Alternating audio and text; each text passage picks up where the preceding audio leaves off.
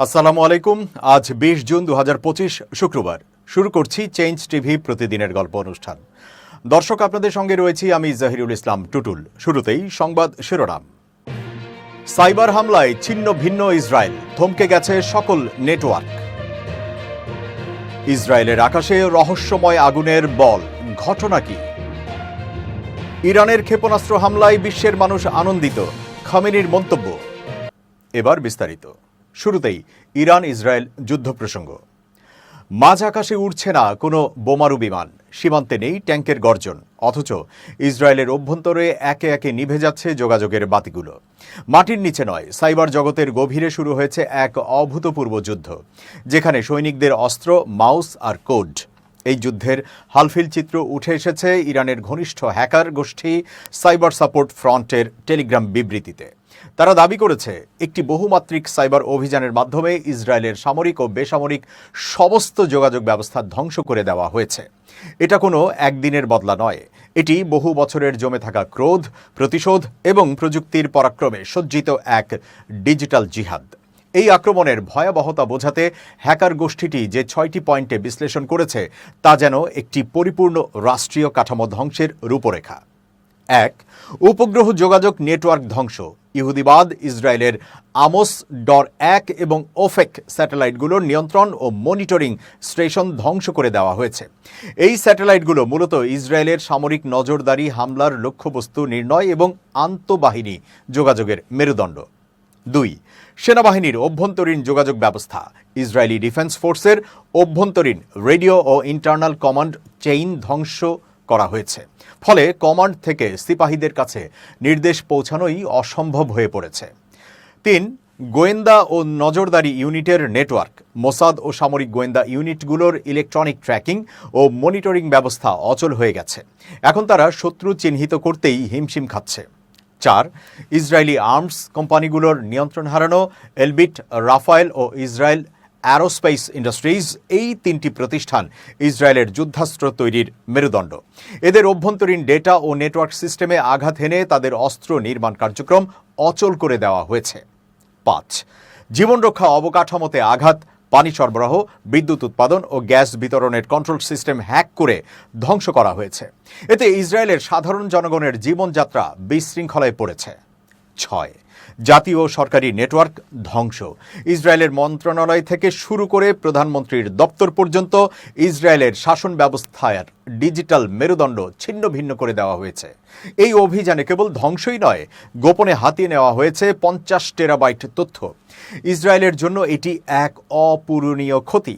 এসব নথিতে রয়েছে পরমাণু অস্ত্রের প্রকল্প নথি, ড্রোন ও ক্ষেপণাস্ত্র প্রযুক্তির ডিজাইন, সাইবার সুরক্ষা ব্যবস্থার গোপন কোড এবং কূটনৈতিক বার্তা ও আলোচনার রেকর্ড। এসব তথ্য এখন ইরানের ঘনিষ্ঠ হ্যাকার গোষ্ঠীর হাতে। শুধু সময়ের অপেক্ষা, এই তথ্য কখন, কোথায়, কিভাবে ব্যবহৃত হবে। সাইবার সাপোর্ট ফ্রন্ট তাদের বিবৃতিতে দখলদারদের এক নির্মম বার্তা পাঠিয়েছে। বলেছে, তোমাদের সরকারের দাম্ভিকতা আজ চূর্ণ বিচূর্ণ। ডেভিড স্লিং বা অ্যারো এর মতো কোটি কোটি ডলারের প্রতিরক্ষা ব্যবস্থাও আজ ব্যর্থ। এখন থেকে তোমরা আর কারো উপর নির্ভর করতে পারো না। পুরো বিশ্ব আজ জেনে গেছে ইসরায়েল মাকড়সার জালের চেয়েও দুর্বল। মনে রেখো, তোমরা এখন একা। এই বিবৃতি নিছক হুমকি নয়, বরং মনস্তাত্ত্বিক যুদ্ধের একটি কৌশল, যাতে জনগণের মনে ভয় ঢুকিয়ে তাদের অবৈধ শাসন কাঠামোকে আরও দুর্বল করা যায়। বুধবার রাত ইরানের আকাশপথ ছুঁড়ে বেরিয়ে গেল এক রহস্যময় আগুনের বল। সোশ্যাল মিডিয়ায় পাতা জুড়ে ছড়িয়ে পড়ল সেই দৃশ্যের ঝলক। এক পলকে কারো চোখে উল্কা, কারো কাছে অজানা হাইপারসনিক গ্লাইড ভেহিকল। মধ্যরাত পেরোতেই প্রশ্ন, ইরান এবার কি দেখালো? কৌতূহলের অবসান হলো দ্রুতই। জানা গেল এটি কোনো উল্কা নয়, কোনো রহস্যময় যানও নয়। এটি ইরানের নতুন হাইপারসনিক ব্যালিস্টিক ক্ষেপণাস্ত্র ফাতাহ। এর গতি শুনলে শিহরিত হতে হয়, শব্দের চেয়ে ৫ গুণ বেশি। ঘন্টায় প্রায় ৭৬৭ মাইল গতির শব্দকেও ফেলে আসে ম্যাক ১৫ গতির এই ধ্বংসের তীর। এই ক্ষেপণাস্ত্র উৎক্ষেপণ অপারেশন ট্রু প্রমিস 3-র ১১ ধাপের অংশ। লক্ষ্য একটাই, ইসরায়েলের আকাশ প্রতিরক্ষা ব্যবস্থার বুক চিরে ভেতরে ঢুকে পড়া। আর ইরান তা করেছে নিখুঁতভাবে। কিন্তু আঘাত একমুখী নয়। জবাব দিতে দেরি করেনি ইসরায়েলও। পাল্টা হামলার আঘাতে ইরানের ভূখণ্ডের গভীর সামরিক স্থাপনাগুলো কেঁপে উঠেছে ইসরায়েলি যুদ্ধবিমানের বোমায়। প্রতিশোধ আর পাল্টা প্রতিশোধের এই অগ্নিকুণ্ড টানা 8ম দিনে ঢুকে পড়েছে আজ শুক্রবার। ইরানের Islamic revolutionary guard corps IRGC Fattah ক্ষেপণাস্ত্রের এই ব্যবহারকে একটি সন্ধিক্ষণ হিসেবে অভিহিত করেছেন। জানা গেছে, এই সলিড ফুয়েল বা কঠিন জ্বালানি ক্ষেপণাস্ত্র ইসরায়েলি প্রতিরক্ষা ভেদ করে দেশটির মধ্যাঞ্চলে ব্যাপক ক্ষয়ক্ষতি ঘটিয়েছে। IRGC ওই সময় বলেছিল, শক্তিশালী এবং অত্যন্ত কৌশলী ফাত্তাহ ক্ষেপণাস্ত্রগুলো আজ রাতে ভীত সন্ত্রস্ত জায়নবাদীদের আশ্রয় কেন্দ্রগুলো বারবার কাঁপিয়ে দিয়েছে। এটি তেল আবিবের যুদ্ধবাজ মিত্রদের কাছে ইরানের শক্তির একটি স্পষ্ট বার্তা। তারা এখনও বিভ্রম এবং মিথ্যা ধারণায় ডুবে আছে। আকাশে রহস্যময় ক্ষেপণাস্ত্রের ভিডিও ভাইরালের কয়েক ঘন্টা পর IRGC উৎক্ষেপণের ভিডিও প্রকাশ করে। দ্রুতই সেটি ভাইরাল হয়। প্রতিরক্ষা বিশ্লেষকরা ক্ষেপণাস্ত্রের গতি এবং মাঝপথে আকস্মিক গতিপথ পরিবর্তনের সক্ষমতা দেখে বিস্মিত হন। ঘন্টায় 13 থেকে 15 ম্যাক গতিতে এই ধরনের গতিবিধি এটিকে বিদ্যমান ক্ষেপণাস্ত্র প্রতিরক্ষা ব্যবস্থা ব্যবহার করে প্রতিহত করা অত্যন্ত কঠিন। হাইপারসনিক ক্ষেপণাস্ত্র শব্দের গতির 5 গুণেরও বেশি গতিতে ছুটতে পারে। শুধু তাই নয়, এটি মাঝপথে গতিপথ পরিবর্তনও করতে পারে। এই উচ্চ গতি এবং কৌশলী সক্ষমতা এটিকে শনাক্ত বা প্রতিহত করা কঠিন করে তোলে। IRGC কর্মকর্তারা বলছেন, প্রায় সমস্ত ব্যালিস্টিক ক্ষেপণাস্ত্র লক্ষ্যবস্তুর দিকে ঝাঁপিয়ে পড়ার সময় সংক্ষিপ্তভাবে হাইপারসনিক গতিতে পৌঁছায়। এ কারণে ইসরায়েলি প্রতিরক্ষা ব্যবস্থা ইরানি ক্ষেপণাস্ত্র ঠেকাতে হিমশিম খাচ্ছে। ফাত্তাহ ক্ষেপণাস্ত্র আসলে কি? ফাত্তাহ একটি প্রিসিশন গাইডেড বা নির্ভুল 2 স্টেজ ব্যালিস্টিক ক্ষেপণাস্ত্র। এটি কঠিন জ্বালানিতে চলে, অর্থাৎ সলিড ফুয়েল মিসাইল। এর পাল্লা 1400 কিলোমিটার বা প্রায় 870 মাইল। এটি পৃথিবীর বায়ুমণ্ডলের ভেতরে ও বাইরে উভয় স্থানেই চলতে সক্ষম। 2023 সালে প্রথম ফাত্তাহ উন্মোচন করে ইরান। এটি ইরানের ক্ষেপণাস্ত্র কর্মসূচিতে একটি উল্লেখযোগ্য অগ্রগতি হিসেবে বিবেচিত হয়। প্রতিবেদন অনুসারে ক্ষেপণাস্ত্রটি প্রথমে একটি গোলাকার প্রোপেল্যান্ট ব্যবহার করে সক্রিয় হয়। ওড়ার সময় সব দিকে গতিপথ পরিবর্তন করতে পারে। এতে এটিকে শনাক্ত এবং প্রতিহত করা অত্যন্ত কঠিন হয়ে পড়ে। প্রেস টিভি জানিয়েছে, গত বুধবারের অভিযানটি এ পর্যন্ত সবচেয়ে তীব্র ছিল। ইসরায়েলি প্রতিরক্ষা ব্যবস্থা ফাত্তাহ ক্ষেপণাস্ত্র হামলা থামাতে ব্যর্থ হয়েছে। চীন ও রাশিয়া ইরানে যুক্তরাষ্ট্রের সম্ভাব্য সামরিক হস্তক্ষেপকে স্বাগত জানাবে বলে মত দিয়েছেন অস্ট্রেলিয়া ন্যাশনাল ইউনিভার্সিটির অধ্যাপক আলম সালেহ। আল জাজিরাকে দেওয়া এক সাক্ষাৎকারে তিনি বলেন, এই ধরনের হস্তক্ষেপ চীন ও রাশিয়ার জন্য কৌশলগত সুবিধা বয়ে আনবে। তার ভাষায়, যদি যুক্তরাষ্ট্র ইরানে সামরিকভাবে জড়িয়ে পড়ে তাহলে চীন ও রাশিয়া খুশি হবে। তারা চায় যুক্তরাষ্ট্র এমন একটি দেশে দীর্ঘমেয়াদী যুদ্ধে জড়িয়ে পড়ুক যেটি তুলনামূলকভাবে শক্তিশালী। ইরান কিন্তু ইয়েমেনের হুথি বা আফগানিস্তানের তালেবান নয়, আর এটা সিরিয়া বা ইরাকও নয়।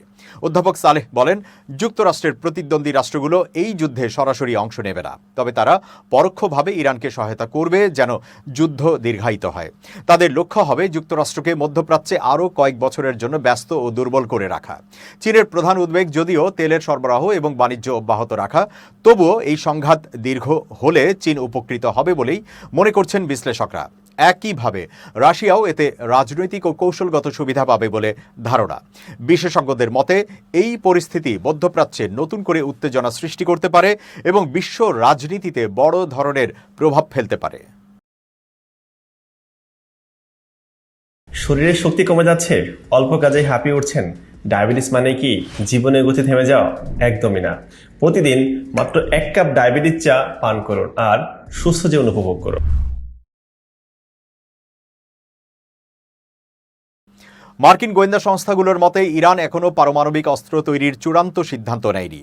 যদিও তাদের কাছে প্রয়োজনীয় পরিমাণ উচ্চমাত্রায় সমৃদ্ধ ইউরেনিয়াম রয়েছে, তবে তারা এখনও সেই ইউরেনিয়াম দিয়ে বোমা তৈরির পথে হাঁটেনি। মার্চে এ বিষয়ে যেভাবে মূল্যায়ন দেওয়া হয়েছিল তা এখনও অপরিবর্তিত আছে। তবে যুক্তরাষ্ট্রের কিছু গোয়েন্দা কর্মকর্তার আশঙ্কা, যদি যুক্তরাষ্ট্র ইরানের মূল ইউরেনিয়াম সমৃদ্ধকরণ কেন্দ্র ফোর্দোতে হামলা চালায় কিংবা ইসরায়েল ইরানের সর্বোচ্চ নেতা আয়াতুল্লাহ খামেনিকে হত্যা করে, তাহলে ইরান হয়তো বোমা তৈরির সিদ্ধান্ত নিতে পারে। ইসরায়েলি গোয়েন্দা সংস্থা মোসাদের দাবি, ইরান মাত্র 15 দিনের মধ্যে পারমাণবিক অস্ত্র বানাতে পারে। যদিও মার্কিন গোয়েন্দারা বলছেন এই ধরনের অস্ত্র বানাতে ইরানের কয়েক মাস থেকে 1 বছর পর্যন্ত সময় লাগতে পারে। তবে এটি নির্ভর করছে তারা ঠিক কী ধরনের অস্ত্র বানাতে চায় তার উপর। যদি ইরান একটি ক্রুড বা প্রাথমিক পর্যায়ের বড় আকারের বোমা বানাতে চায় যা ক্ষেপণাস্ত্রে বহনযোগ্য নয়, তবে সে সময় আরও কম হতে পারে। হোয়াইট হাউসের মুখপাত্র কারোলিন লেভিট সংবাদ সম্মেলনে বলেন, ইরান এখন সব উপাদান জোগাড় করে ফেলেছে, এখন শুধু তাদের সর্বোচ্চ নেতার চূড়ান্ত সিদ্ধান্ত নিলেই কয়েক সপ্তাহের মধ্যে অস্ত্র তৈরি সম্ভব। এই মন্তব্যগুলো ইসরায়েলের হিসাবের সঙ্গে মিলে গেলেও যুক্তরাষ্ট্র এখনও সে অবস্থানেই আছে যেখানে বলা হচ্ছে ইরান এখনও বোমা বানানো শুরু করেনি। এদিকে ইসরায়েলি প্রধানমন্ত্রী নেতানিয়াহু একাধিকবার বলেছেন ইরান পারমাণবিক বোমার খুব কাছাকাছি চলে এসেছে এবং সময় মতো ব্যবস্থা না নিলে এটি তাদের অস্তিত্বের জন্য হুমকি হয়ে দাঁড়াবে। তিনি ইঙ্গিত দিয়েছেন প্রয়োজনে ইসরায়েল একাই পদক্ষেপ নিতে পারে। জেনারেল মাইকেল কুরিলা কংগ্রেসে জানান ইরান চাইলে 1 সপ্তাহে অস্ত্র গ্রেড ইউরেনিয়াম তৈরি করতে পারে এবং 3 সপ্তাহের মধ্যে 10টি বোমা বানানোর মতো উপাদান তাদের হাতে আছে।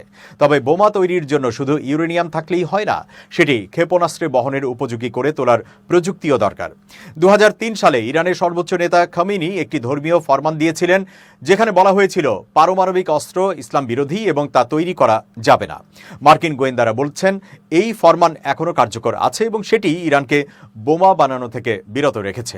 তবে যেহেতু পারমাণবিক অস্ত্রের উপাদানগুলো এখন ইরানের হাতে রয়েছে, সেহেতু সিদ্ধান্ত নিলেই দ্রুত কাজ শুরু করা সম্ভব। পরিস্থিতি যে কোনো সময় বদলে যেতে পারে, বিশেষ করে যদি ইসরায়েল ও যুক্তরাষ্ট্রের চাপ বাড়ে বা যুদ্ধ শুরু হয়। ইরানের ক্ষেপণাস্ত্র বিশ্বের সম্মানিত মানুষদের আনন্দিত করেছে বলে মন্তব্য করেছেন ইরানের সর্বোচ্চ নেতা আয়াতুল্লাহ আলী খামেনি। সোশ্যাল মিডিয়ায় শেয়ার করা একটি ভিডিওর ক্যাপশনে তিনি এই মন্তব্য করেছেন। শুক্রবার এই তথ্য জানিয়েছে সংবাদ মাধ্যম আল জাজিরা। সংবাদ মাধ্যমটি বলছে ইরানের সর্বোচ্চ নেতা আয়াতুল্লাহ আলী খামেনির সোশ্যাল মিডিয়া প্ল্যাটফর্ম এক্স অ্যাকাউন্টে একটি ভিডিও শেয়ার করা হয়েছে। ওই ভিডিওর শুরুতে গাজায় ইসরায়েলি বিমান হামলা ও বেসামরিক লোকজনের ওপর চালানো সহিংসতার দৃশ্য দেখা যায়। এরপর ভিডিওতে দেখানো হয় ইসরায়েলের ওপর ইরানের নিক্ষিপ্ত ক্ষেপণাস্ত্র আঘাত হানার পর মানুষজন আনন্দ উদযাপন করছে এবং সেই হামলায় সৃষ্ট ধ্বংসযজ্ঞের চিত্র। ভিডিওর ক্যাপশনে লেখা হয়েছে, এমন ক্ষেপণাস্ত্র যা বিশ্বের সম্মানিত ও মর্যাদাবান মানুষদের আনন্দ দিয়েছে। ধারণা করা হচ্ছে ইরানের সর্বোচ্চ নেতা আয়াতুল্লাহ আলী খামেনির এই বক্তব্য তাকে সমর্থনকারী জনগোষ্ঠী, বিশেষ করে ফিলিস্তিন ও অন্যান্য মুসলিম দেশের জনগণের আবেগকে উস্কে দিতেই প্রকাশ করা হয়েছে। এছাড়া এটিকে একটি স্পষ্ট বার্তা বলেও মনে করা হচ্ছে, যেখানে ইরান নিজেদের হামলাকে ন্যায্য প্রতিক্রিয়া হিসেবেই তুলে ধরছে। এবার অন্যান্য খবর। ঢাকা দক্ষিণ সিটি কর্পোরেশনে মেয়রের দায়িত্ব পালনের দাবিতে নগর ভবন অবরুদ্ধ করে রাখা বিএনপির নেতা ইশরাক হোসেন স্বেচ্ছায় না সরলে ঢাকার 2 সিটি কর্পোরেশনের নতুন নির্বাচনের পথে হাঁটবে সরকার। বৃহস্পতিবার রাতে প্রধান উপদেষ্টার সরকারি বাসভবন যমুনাতে উপদেষ্টা পরিষদের অনানুষ্ঠানিক বৈঠকে এই সিদ্ধান্ত হয়। সেখানে উপস্থিত একাধিক উপদেষ্টা বিষয়টি নিশ্চিত করেছেন।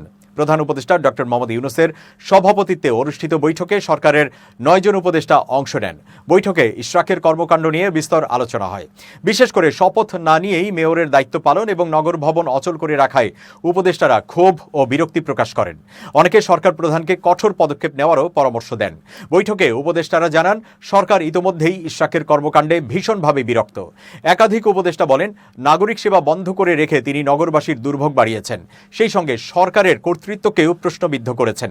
এজন্য তার বিরুদ্ধে আইনানুগ ব্যবস্থা নেওয়ার কথাও উঠে আসে। তবে বিএনপির সঙ্গে সরকারের সাম্প্রতিক আস্থার সম্পর্ক এবং লন্ডনে বিএনপির ভারপ্রাপ্ত চেয়ারম্যান তারেক রহমানের সঙ্গে প্রধান উপদেষ্টার বৈঠকের কারণে আইন শৃঙ্খলা বাহিনীর ব্যবহার এখনই না করার সিদ্ধান্ত নেওয়া হয়। এতে আশঙ্কা করা হয় ইশরাকের বিরুদ্ধে কঠোর ব্যবস্থা নিলে তিনি রাজনৈতিকভাবে সহানুভূতি পেতে পারেন। এদিকে বৃহস্পতিবার সচিবালয়ে স্থানীয় সরকার উপদেষ্টা আসিফ মাহমুদ বলেন, এখন আর চুপ করে থাকার সময় নেই। সরকার জানে কি ঘটছে, সবকিছু সমন্বয়ের মাধ্যমেই হচ্ছে। তিনি বলেন, নাগরিক সেবা ব্যাহত হচ্ছে ঠিকই, তবে বাইরে থেকেও যতটা সম্ভব সেবা চালিয়ে যাওয়ার চেষ্টা চলছে। এবার খুব জরুরি 1 মিনিট জানাচ্ছেন ইউনেস্কো ক্লাব পুরস্কার বিজয়ী সাংবাদিক আমিরুল মোমিনিন মানিক।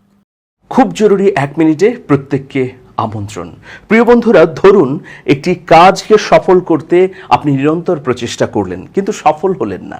তার মানে আপনি মন খারাপ করে বসে থাকবেন, আপনি ব্যর্থ হয়ে গেছেন বলে আর কোনো উদ্যোগ নেবেন না? না, তা হতে পারে না। আপনি যদি সফল না হন তাহলে এটা ভাবুন যে আমি চেষ্টা করেছি, হয়নি। হবার দায়িত্ব কিন্তু আপনার নয়। আল্লাহ যদি চান তাহলে আপনি ওই কাজে সফল হতে পারেন যদি আপনি নিরন্তর চেষ্টা করেন। কিন্তু নিরন্তর চেষ্টার পরেও আল্লাহ আপনাকে সফল নাও করতে পারেন। তিনি এজন্যই হয়তো করবেন না যে ওই কাজটিতে আপনার জন্য মঙ্গল নেই। সুতরাং ধৈর্য ধরুন, অপেক্ষা করুন, নতুন উদ্যমে আপনার কাঙ্ক্ষিত লক্ষ্যপানে ছুটে যাবার জন্যে ঝাঁপিয়ে পড়ুন। ভালো থাকবেন, শুভেচ্ছা নিরন্তর।